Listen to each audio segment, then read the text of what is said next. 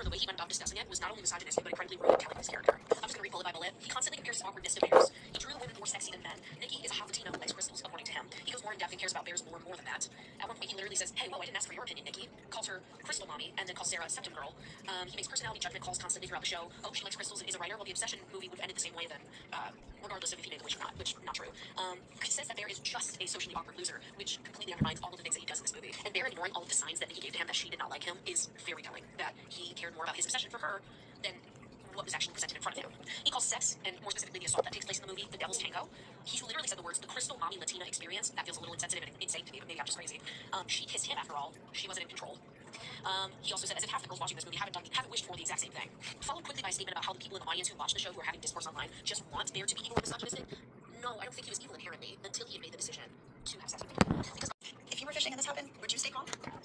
You went fishing, and imagine you stay at the bottom, then realize you actually hooked a 10-foot shark. Vancouver Island angler Dale battled this mystery fish for 2 hours the other day with just a 40-pound line. When it finally surfaced, he couldn't believe it. It was a massive 6-gill shark, estimated about 10 feet long, that weighed 400 pounds. I told my wife as I was pulling and saying cancel our dinner arrangement because I got something big on and I'm not coming home till it gets dark. Knowing no one would believe him, Dale grabbed his phone and started recording while trying not to lose his rod or his fingers. The shark even snapped at his hand as he tried to remove the hook. Thankfully, it broke loose, and it's swam away. Dale walked away with the catch of a lifetime and the video to prove it. If you were fishing and this happened, would you stay calm? Alta Sigma, very cool little bike. Lots of kids around here have them. Unfortunately, crackdown set to begin for illegal use of off-road bikes in Nanaimo. All you young folks better pay attention. Now, as this article points out, Nanaimo RCMP plans major crackdown on the illegal use of e-bikes, dirt bikes, and other off-road cycle vehicles that become a problem in the city. RCMP spokesman Constable O'Brien said exactly what a customer asked me to do, and she was really upset about it. Maybe 30 minutes before close, this customer comes in with a blue IKEA tote bag full of stuff. Immediately, my alarm bells are going off. Let me just go see what's going on. So I go behind the register, and I'm like just signing off on returns while I'm listening to what they're talking about, like what the person with the big old bag is talking about. My girl out. She goes, "Hi, I just have a couple of returns." Easy, no problem. She goes, "Yeah, I have 27 different purchases." Not only is it 27 purchases, you're gonna have to go through like she's buying 2-3 online orders a day. There were like some foundations. She had like 7 shades because she kept ordering them online to see like what was her. Girl at the register has only done like 5 returns. We're at 15 minutes till close now. My husband's in the field. My son is out of babysitter. I'm the closing manager. I don't want to be here an hour after close and then still have to like break down all the registers. With regular associate numbers, you have to search for every product. With manager numbers, I can scan the barcode and the receipt with that particular barcode just pops up. It's like almost 10 times faster. The girl I took over for was like making small talk and chit-chatting, and I just start scanning stuff and I'm doing return. We were like 5 minutes to closing, and not only that, I'm closing. So I'm closing, and then I'll be there first thing in the morning. But I'm not just leaving and going right after a closing shift. So I'm trying to get the fuck out of there. So the customer is like, "Oh wow, you're super chatty. It's kind of rude that you took over. Like, do you think that I was like stealing this stuff? Like, you have to make sure that the stuff isn't stolen?" So I told her, "Oh no, it's just faster if a manager does it. I just want to get you your money and get you on your way." She goes, "You're acting like you closed soon or something." After a 10-hour shift and a constantly interrupted lunch break when I wasn't even supposed to close because my general manager went home for her 47th migraine this week, so I had to close the store. I'm a little cranky at this point. I told her, "No, we close in just a couple minutes, but I'll make sure we get you all your returns and get you on your way." She rolls her eyes and she says, "Okay, well, can I go shopping while you're finishing this out?" I said, "Ma'am, the store's closed." She's like, "I know, but like the register's still gonna be open, so like, can I go shopping?" You did 57 online orders in the past 30 days, and now you want to shop in the store? Like, it's nighttime. It's time to go Mimi's, and I can't even go Mimi's because I will kick my kid. He's gonna be hyped to see me. He ain't seen me for 10 hours, and now I gotta go home and rile him down and wake him up early. You cannot go shopping. You can come. I shit you not. Grown woman, by the way. Grown woman looks at me and goes, "What are you gonna do if I leave and I just go shopping?"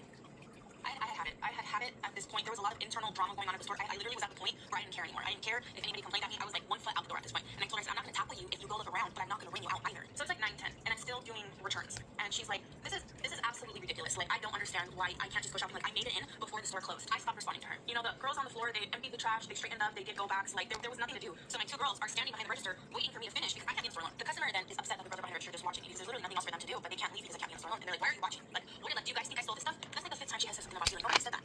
And you're upset that we're not rolling out the red carpet so you get the VIP treatment, and runs out the door. But the door's not open because the store is closed. So she tries to pull it and it doesn't open, and so she uses both hands and she's like violently like, "You can't keep me in here! Why the fuck am I locked in here?" The store's closed. It's like 9:20 now. The store been closed for 20 minutes. If I leave the door unlocked, people are still shopping. So I didn't even have to ask. One of my girls goes and she goes and unlocks the doors and she's like, "Thank you." And then I went home and I dealt with a dealing toddler and I didn't even fucking get a lick of sleep, and I was there the next day to deal with everything all over again. So this one time when I was a retail sales manager at a makeup store, I was doing exactly what a customer asked me to do, and she was really upset about it. Maybe 30 minutes before close, this customer comes in with a blue IKEA tote bag full of stuff. Immediately my alarm bells are going off and just go see what's going on. So I go behind the register and I'm like just signing off on returns while I'm listening to what they're talking about, like what the person with the big old bag is talking about my girl about. She goes, "Hi, I just have a couple of returns." Easy, no problem. She goes, "Yeah, I have 27 different purchases." I'm a florist. I just need to show somebody, okay, and we're going to aggravate me. I am obsessed with these. Oh my god. In my hands I have this Rosy crop collab. Those are the style. Switch to the #1 Micellar Water world. Here's another fun date idea. How about you look super hot while they card me in front of a casino slot machine? Here's another fun date idea. How about you look super hot? I make the face, you make the sound video. I try my best to explain it to her, so we're gonna see if it even works. So, who do you want to go first, Charlie? Okay. This is the sound that I'm gonna, or this is the face I'm gonna make. Okay? Alright, ready? Wait, AJ, here you go. Alright, ready?